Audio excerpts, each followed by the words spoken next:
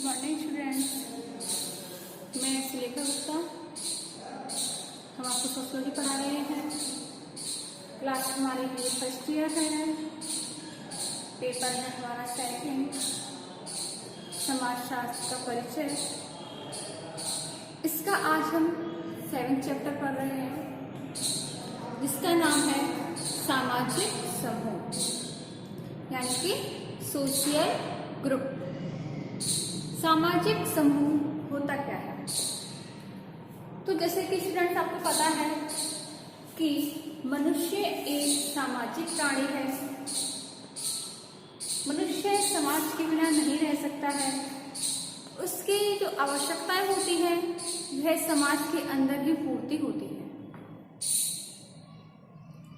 व्यक्ति एक दूसरे की आवश्यकताओं को पूर्ति समाज में रहकर ही करता है, इसलिए उसे समाज की अति आवश्यकता होती है।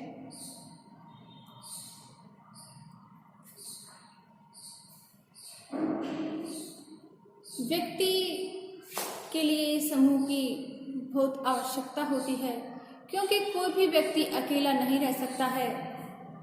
मनोवैज्ञानिकों के अनुसार समूह में रहने की इच्छा, जो कि एक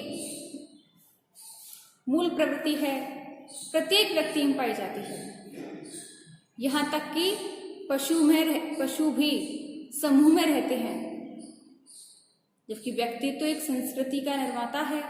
उसने स्वयं संस्कृति बनाई है, तो वह बिना समूह के कैसे रह सकता है?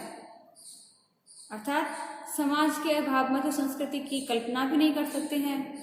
समाज है तो संस्कृति है, और संस्कृति के लिए समाज की जरूरत होती है।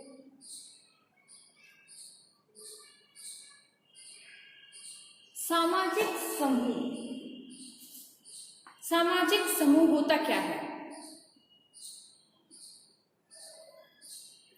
सामाजिक समूह ऐसे व्यक्तियों का समूह है जिनके मध्य किसी न किसी प्रकार का संबंध पाया जाता है, चाहे वे प्राथमिक संबंध हो या द्वैतिक संबंध हो। संबंध होना आवश्यक होता है।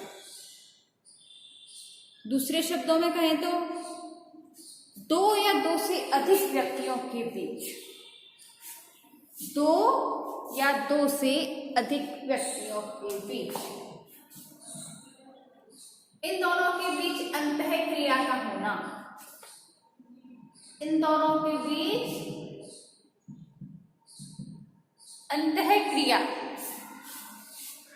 दो या दो से अधिक व्यक्तियों के बीच अंतःक्रिया का होना ही सामूहिक समूह कहलाता है।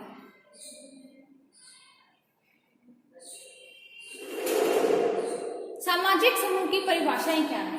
परिभाषा इसमें मैकआइवर एवं पेज कहते हैं,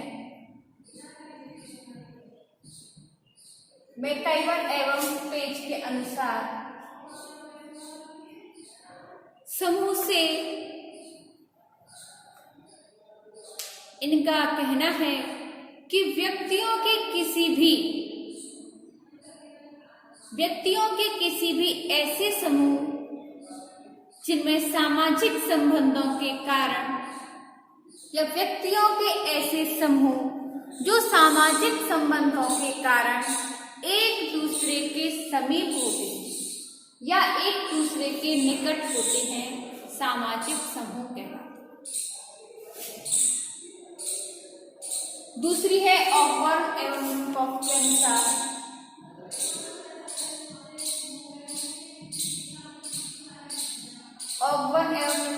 अनुसार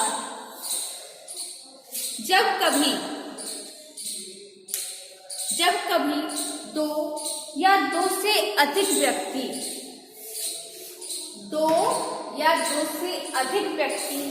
एक दूसरे के निकट आते हैं या एक दूसरे के समीप आते हैं और एक दूसरे को प्रभावित करते हैं, तो वे एक समूह का निर्माण करते हैं।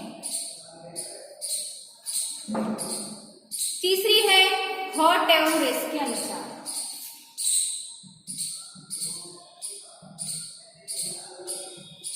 हॉट एवं रिस्क के अनुसार।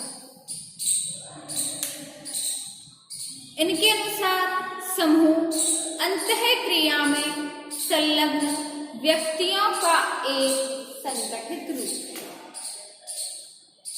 यानी कि ऐसा समूह जिनके बीच अंतःक्रिया पाई जाती है, ऐसा व्यक्तियों का एक संगठित समूह होता है। चौथी है बोगार्डस के अनुसार। बोगार्डस के अनुसार इनका कहना है कि एक सामाजिक समूह दो या दो से अधिक व्यक्तियों की एक ऐसी संस्था है जिनका ध्यान कुछ सामान्य उद्देश्यों पर होता है और एक दूसरे को प्रेरणा देते हों, जिनमें उनकी भावना हो और जिनमें सामान्य क्रियाएं सम्मिलित हों, वे सामाजिक समूह कहलाते हैं। अब हमारी इन चारों परिभाषाओं से स्पष्ट होता है कि समूह का निर्माण उस समय तक नहीं हो सकता है जब तक कि कुछ व्यक्ति अपनी क्रियाओं द्वारा एक दूसरे को प्रभावित न करें।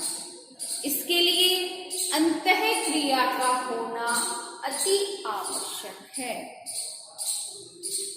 दूसरे शब्दों में कहें तो सामान्य हितों की पूर्ति के लिए जब दो या दो से अधिक व्यक्ति सामान्य हितों की पूर्ति के लिए जब दो या दो से अधिक व्यक्ति अंतःक्रिया करते हैं या परस्पर एक दूसरे पर प्रभाव डालते हैं, तो ऐसे संबंध सामाजिक समूह का निर्माण करते हैं।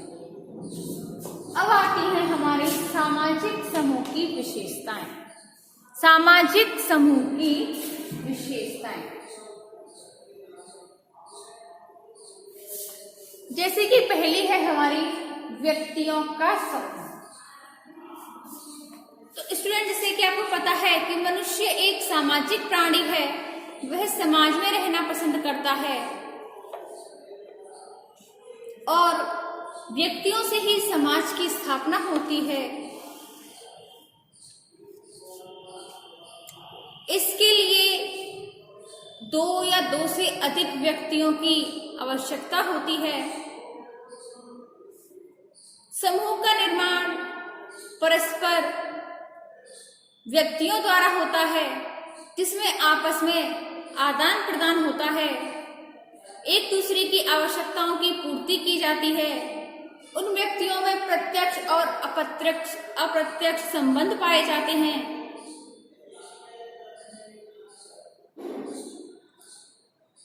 यह सामाजिक समूह की मुख्य विशेषता है। दूसरी है हमारी कार्य विभाजन। किसी भी समूह के सभी सदस्य आपस में संबंधित होते हैं, लेकिन सभी के कार्य अलग अलग होते हैं और वे सभी अपने अपने कार्यों को पूरा करते हुए एक संगठित रूप बनाए रखते हैं। तीसरी है सामान्य रुचि।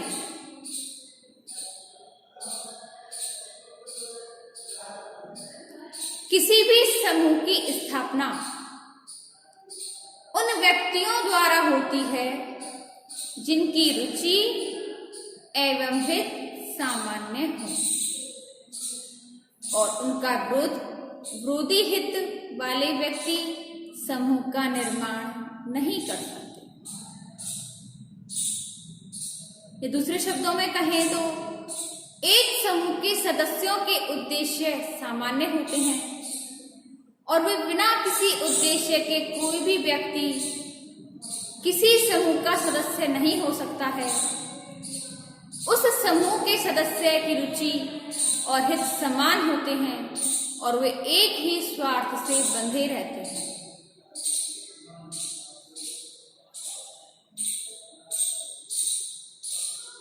तीसरी हो गई। चौथी है समूह में एकता।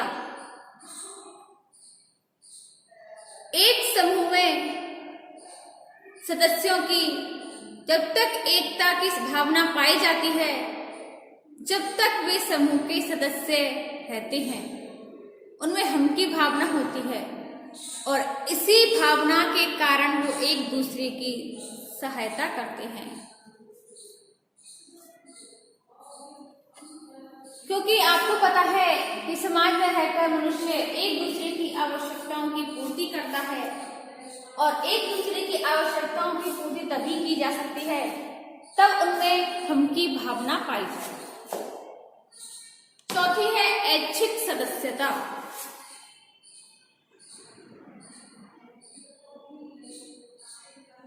समूह की सदस्यता ऐच्छिक होती है। व्यक्ति सभी समूहों का सदस्य नहीं हो सकता है। वह उन्हीं समूह के सदस्यों की सदस्यता ग्रहण करता है जिसमें उसके हित, आवश्यकताओं और उसकी रुचि की पूर्ति की जा सके। छठवां है स्तरीकरण।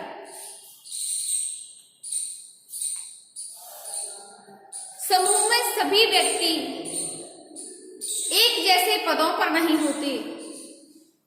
उनकी अलग अलग परिस्थिति होती है, अलग अलग भूमिका होती है। उनके पदों पर उतार चढ़ाव पाया जाता है। कोई उच्च पद पर होता है, कोई निम्न पद पर होता है। ऐसे में इसी क्रम को स्तरीकरण या संस्तरण कहते हैं। सातवां है सामूहिक आदर्श। प्रत्येक समूह में आदर्श और प्रतिमान पाए जाते हैं जो सदस्यों के पारस्परिक संबंधों को निश्चित करते हैं और इन्हें एक स्वरूप प्रदान करते हैं। ये आदर्श और प्रतिमान जैसे कि रूढ़ियां, प्रथाएं, धर्म, कानून, ये सभी समाज में पाए जाते हैं, समूह में पाए जाते हैं और इनकी पालना भी होती है। आठवां है स्थायित्व। समूह में स्थायित्व पाया जाता है। कुछ समूह अपने उद्देश्यों की पूर्ति के बाद समाप्त हो जाते हैं। वे इतने अस्थिर नहीं होते कि आज बने और कल समाप्त हो जाए। नौवां पॉइंट है समझौता। किसी भी समूह की स्थापना तभी संभव होती है जब उसके सदस्यों में उद्देश्यों, कार्यप्रणाली, स्वार्थ पूर्ति, नियमों में समझौता हो। 10वां पॉइंट है हमारा ढांचा। प्रत्येक समूह की एक संरचना होती है, एक ढांचा होता है। उसके नियम, कार्यप्रणाली, अधिकार, कर्तव्य, पद, भूमिका सभी तय होते हैं और समूह के सभी सदस्य उन्हीं के अनुसार आचरण करते हैं। 11वां है सामाजिक संबंध। समूह में केवल व्यक्तियों का होना ही पर्याप्त नहीं होता, बल्कि उनके बीच सामाजिक संबंध या अंतःक्रिया का होना भी अति आवश्यक होता है। 12वां पॉइंट है जागरूकता। परस्पर व जागरूकता को समूह में आवश्यक तत्व के रूप में स्वीकार किया जाता है। समूह में सहानुभूति, सहयोग, हम की भावना पाई जाती है। 13वां पॉइंट है आदान प्रदान। समूह के सभी सदस्य अपने विचारों का आदान प्रदान नहीं करते, बल्कि एक दूसरे के सुख दुख में, उनके कष्ट में सहयोग और सहायता भी प्रदान करते हैं। सहयोग एवं आदान प्रदान से ही समूह के सदस्य अपने सामान्य हितों की पूर्ति करते हैं। तो स्टूडेंट्स, आज हमने सामाजिक समूह की परिभाषाएं देखी और इसकी कुछ विशेषताएं देखी। इसके आगे हम देखते हैं अपनी नेक्स्ट वीडियो में।